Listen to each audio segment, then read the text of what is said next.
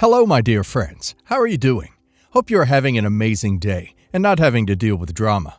Ready for new stories I have for you today? Let's go to the first one. And don't forget to listen to the end of the story, guys, to hear my insights. Enjoy the stories, and don't forget to like and subscribe. And of course, don't forget to leave a comment. I met Laura 15 years ago at a work event. I was in my early 30s, working as a project manager at a construction company, and she was a teacher. She had this warm, magnetic energy that immediately drew me in. She was funny, kind, and incredibly dedicated to her young daughter, Lily. When we started dating, Laura told me about her previous marriage. She was upfront about the challenges she had faced as a single mother and how hard it had been to rebuild her life after her divorce. Her honesty only made me admire her more. I thought, here's a woman who's been through so much and is still standing strong. Laura's ex-husband, Mark, was a constant shadow in her story. According to Laura, they had met in college, and their relationship had been intense but rocky. When Laura got pregnant with Lily, she thought having a child would bring them closer together. Instead, it highlighted Mark's immaturity and selfishness. Mark was unreliable from the start. He loved the idea of being a father, but hated the reality of it. Laura described how he would disappear for days, leaving her alone with a crying baby. When he was around, he was inattentive and dismissive, often prioritizing nights out with friends over spending time with his family. The final blow came when Laura discovered that Mark had been cheating on her with a coworker.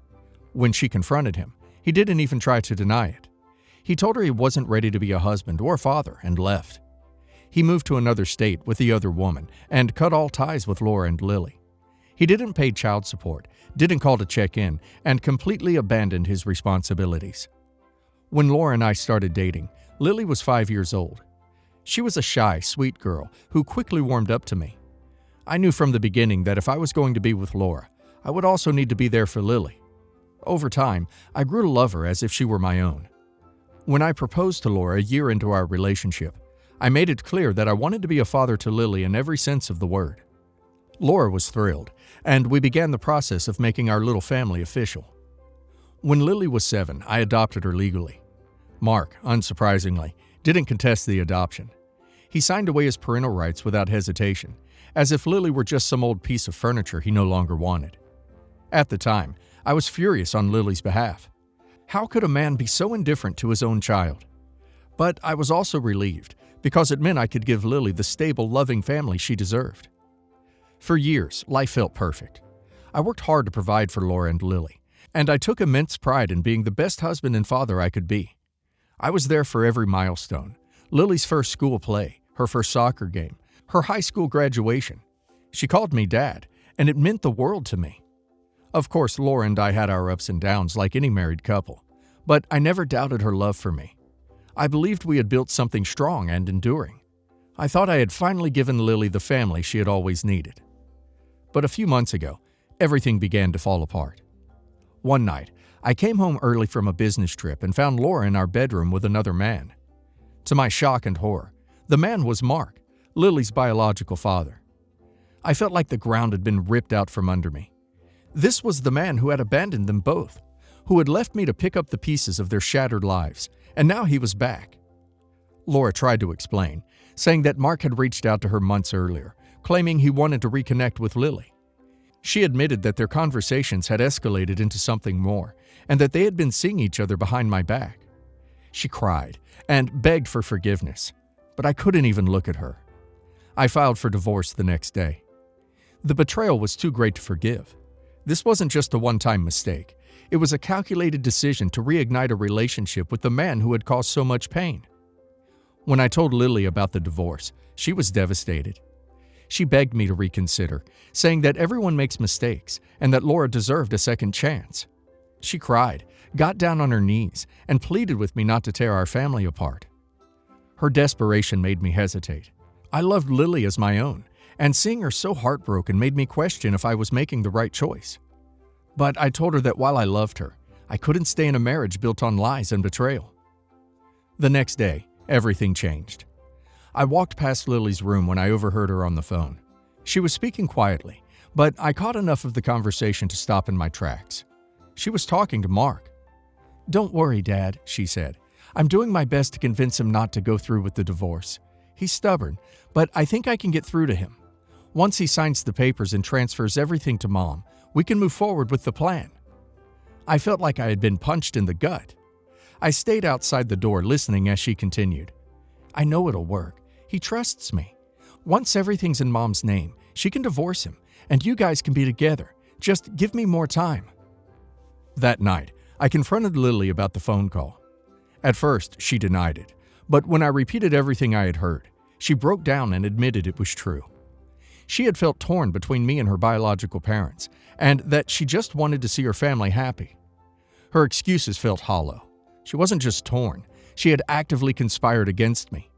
She had been working with the man who had abandoned her and the woman who had betrayed me to manipulate me into giving up everything I had worked for. I told her to pack her things and leave. She screamed and cried, begging me to let her stay, but I couldn't look at her without feeling the sting of betrayal. I told her that she could go live with her mother and Mark, the people she had chosen over me. As I pieced together the events leading up to this betrayal, I realized that Lily's motivation was rooted in her longing for what she saw as her real family. Despite everything I had done for her, it became clear that she harbored deep, unresolved feelings about her biological parents' separation and her father's absence during her childhood. From Lily's perspective, the idea of her biological parents getting back together was probably intoxicating. It wasn't just about having Mark in her life again. It was about recreating the family she had always dreamed of, but never had. To her, my presence in the picture might have felt like an obstacle to that dream. I believe that in her mind, she wasn't just fighting for her parents' relationship. She was fighting for a chance to rewrite her own history. If her parents got back together, maybe it would mean that everything she had been through, the abandonment, the pain, the feeling of being unwanted, could somehow be undone. Even after everything, I still love Lily, but I can't ignore what she did. She made a choice, whether out of loyalty, manipulation, or desperation, and that choice has consequences. I don't know if I'll ever be able to forgive her for betraying me so completely. Since then, Laura and Mark have tried to contact me multiple times, demanding that I take Lily back. They accuse me of being heartless and abandoning her, which is laughable given Mark's own history. Some friends and family members have also weighed in, saying I'm being too harsh and that I should forgive Lily because she's young and made a mistake. But I can't. The betrayal runs too deep. I raised Lily as my own, gave her everything I had, and she repaid me by plotting against me. She wasn't a child making a naive mistake. She was an adult making calculated decisions to help her biological parents destroy me. So, Reddit, am I the a-hole for kicking out my adopted daughter after discovering she was plotting against me with her biological father and cheating mother? This situation is beyond heartbreaking. Opie gave his wife and adopted daughter everything: a loving home, stability, and the chance to rebuild after Mark walked away from them. Opie didn't just marry Laura. He embraced her daughter as his own and took on responsibilities that Mark completely abandoned. For Opie's wife to betray Opie by having an affair with Mark is bad enough. But for Lily to actively conspire with him to manipulate Opie into giving up everything Opie worked for? That's a level of betrayal that's almost impossible to process. Lily is not a child anymore. She's old enough to understand right from wrong, and she made a conscious decision to betray the man who raised her in favor of the father who abandoned her. Opie is not heartless for kicking her out. Actions have consequences, and Lily needs to understand that. And now let's hear the community's opinion. Not the a-hole. This is one of the most heartbreaking things I've ever read. You stepped up when her biological father abandoned her, and instead of being grateful, she turned on you to help the very man who walked out on her. Lily is old enough to know better. This wasn't a mistake. It was a betrayal. You have every right to cut ties and protect yourself. Stay strong, Opie. Not the a-hole. Your adopted daughter didn't just make a mistake. She knowingly and actively conspired against you. She's not a child. She's an adult who made a conscious decision to betray you. You deserve better than this. Cut them all out of your life and focus on rebuilding. You've already given more than enough to people who didn't deserve it. Not the a-hole. This isn't just a betrayal. It's a coordinated effort to destroy your life. Your wife, her ex, and your adopted daughter all worked together to manipulate and hurt you. It's shocking and disgusting. Kicking Lily out wasn't an easy decision, but it was the right one. She made her choice, and now she has to live with the consequences. Focus on yourself and your future. Let me preface this. The child is not mine. I know this because I've literally never slept with her. I see my best friend as a brother, and as an extension, his sister as my sister. I've known them since I was roughly 5, so it's been a while, but things changed over the past virus times. Let me explain. Just before virus began, I started dating a girl. This isn't really super relevant, besides she's pissed and wants me to cut both of them out of my life. She hates drama. And this was around January. I was an idiot and didn't isolate until I had to, so it was early in the relationship when we locked down, and she moved in. Yeah, super early, but we've been friends since first year of college. Anyway, I was living with my best friend and his sister at the time. The sister was always annoyed with her brother and me because of late nights, partying, etc. Understandable, really. We were kind of inconsiderate. A week or so before lockdown began, I asked them both if my girlfriend could hang out here a bunch, stay most nights, etc. She had been anyway, but I felt it was politer to ask than to assume. Both were seemingly okay with it. My girlfriend didn't bring much. She spends most of her time reading in a shirt and underpants, either in our room or in the living room. No one said anything when she did, but I can see how this is awkward, and I should have addressed it sooner. I noticed that when lockdown happened, things between brother and sister, and then me and best friend's sister, got tense. She complained about everything, and there were quite a few arguments. It was normal family stuff from my perspective. Too messy, up too late, too loud. Occasionally when my girlfriend, also once my best friend's girlfriend came for a while, was going to go home.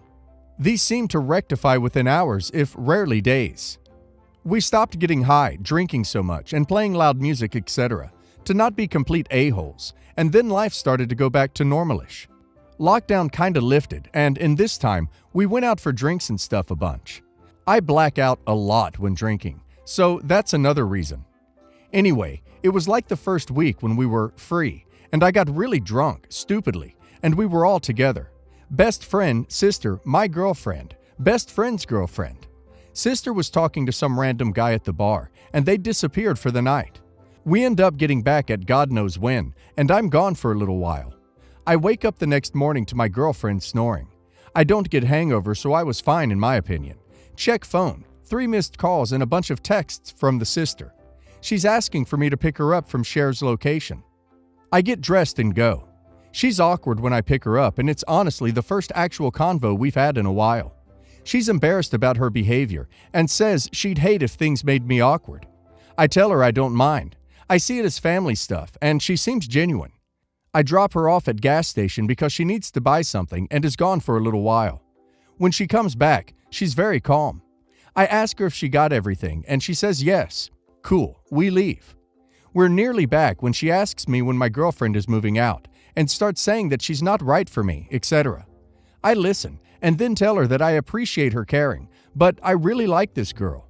I actually loved her by now, but felt it was the wrong time to say it to someone else. I don't know why. Sister gets pissed and flips out, saying she's not a great match for me and stuff.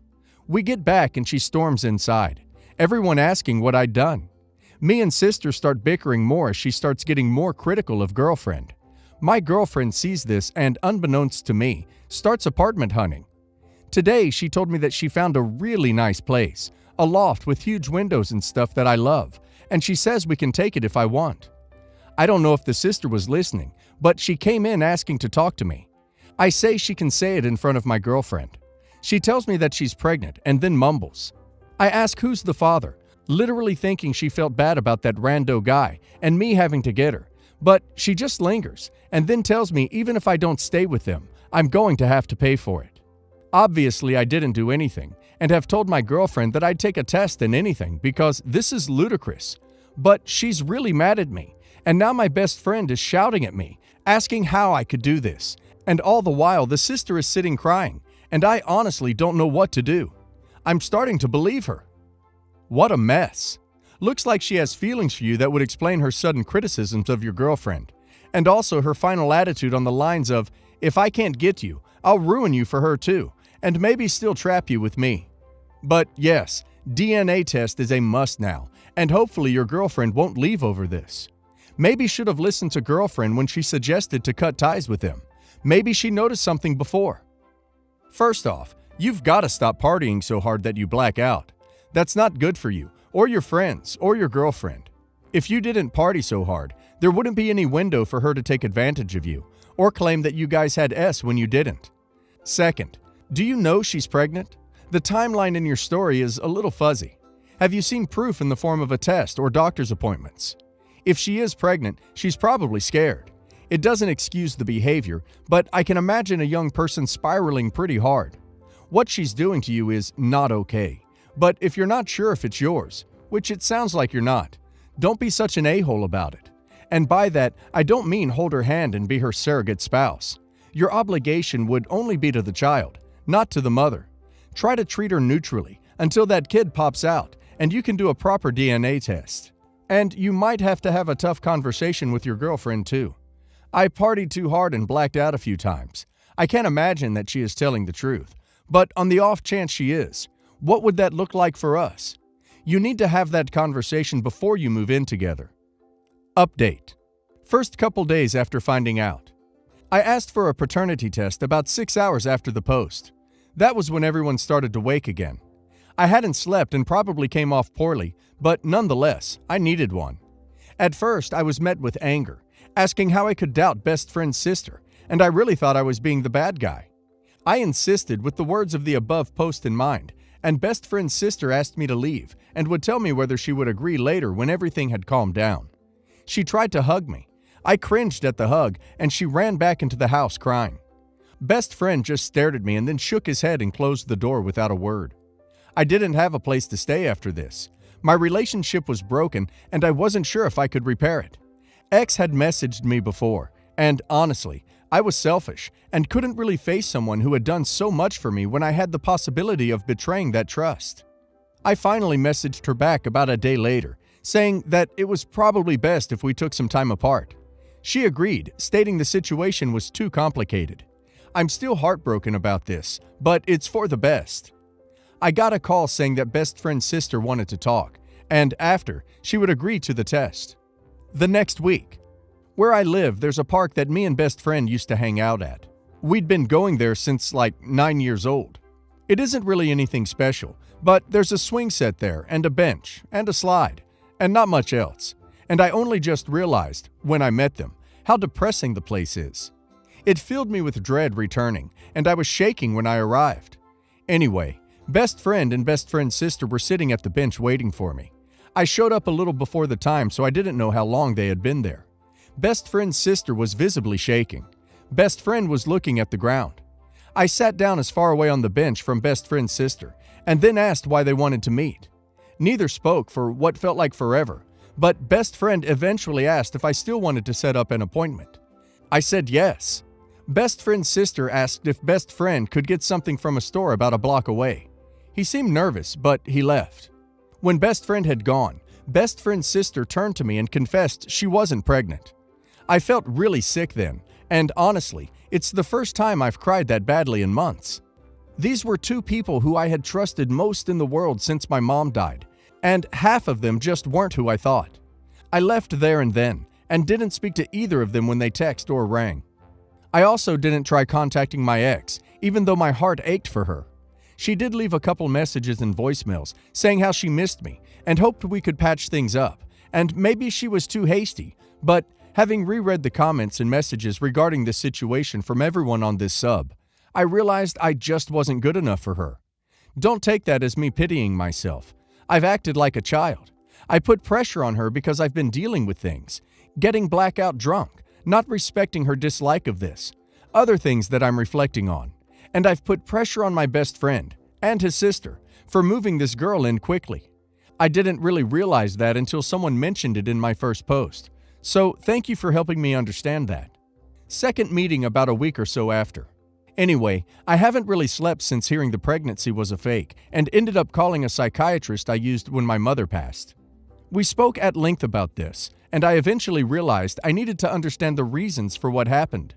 So, in my very dark place, I called up best friend and his sister and asked to meet, to understand, so I could move on. Psychiatrist said it may be good to do this, but later on, when I had accepted things, opposed to still in a bad headspace. Yes, this was me being quite immature again, going against it. They both agreed quite quickly. I know my best friend hoped that we could fix things, which is why he agreed. He had sent me so many messages. I have muted him for a while, but it was around 50 when I went to message about meeting. So we all met up, and it was awkward to say the least, so I tried to do the talking, but keeping it short. And I kept stuttering and faltering, and I was getting super frustrated. And then best friend's sister spoke up for the first time since meeting, and she said she was very sorry, and she started crying. I did feel really bad. I hate to make people cry. She had this whimpering look, and it felt like she wanted me to hug her, but I didn't, and she just sat there, slightly hunched. My best friend didn't move. I think he was as frozen as I was. I asked why she did it.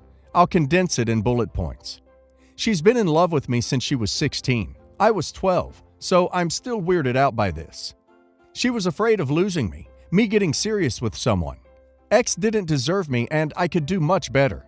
There were a bunch of other things she said that are a little too personal to share here, but it's basically all that combined. I thanked her for telling me and just sat there in silence for a while, and then I left.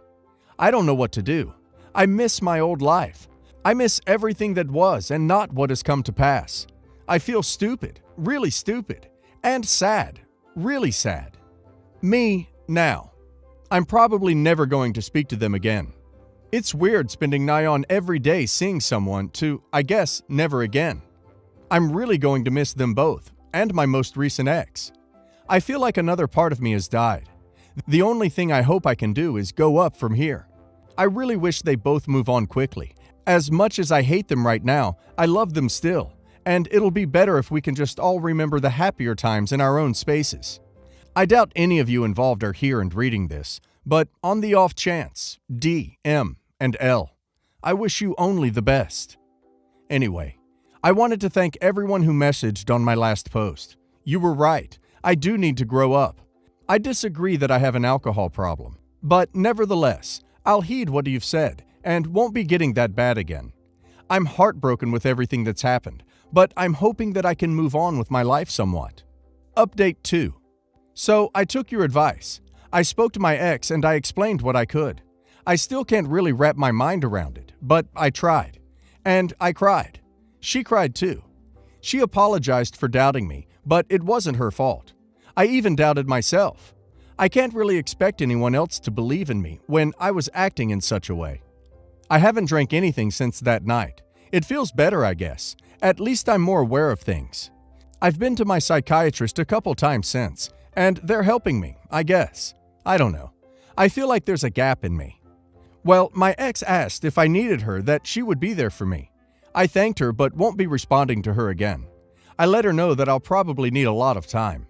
When we left, she tried to kiss me. It broke my heart. I just couldn't do it.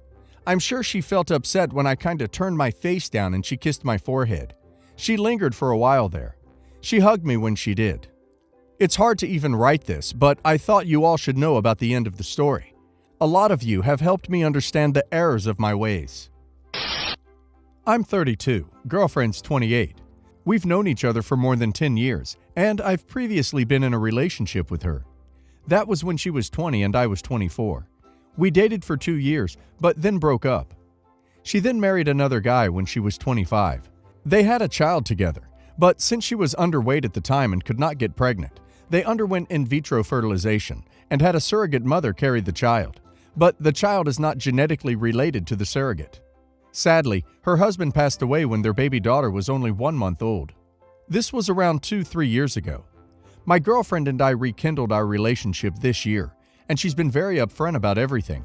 I've met her daughter, who is absolutely adorable, and it doesn't bother me in the least that she has a child. It bothers my family, however, namely, my mother.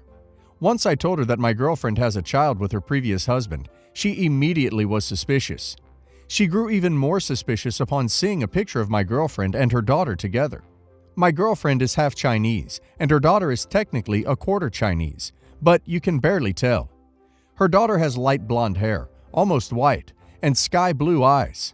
My mother thinks that my girlfriend is lying to me about her daughter, and that she's bringing up her dead husband's love child.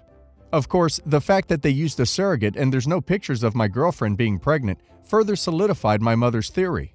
I've been trying to explain to my mother that my girlfriend's husband was blonde, and that since my girlfriend was half white as well, it's not that surprising that their kid turned out to be blonde and blue-eyed.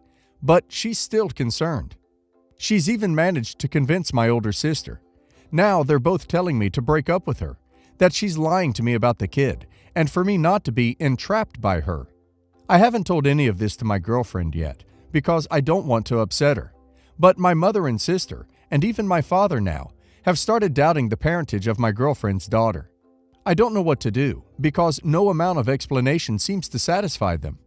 I trust my girlfriend 100%, but they don't. It's becoming a big problem, because I plan on marrying her, and I don't want to do it to the disapproval of my family.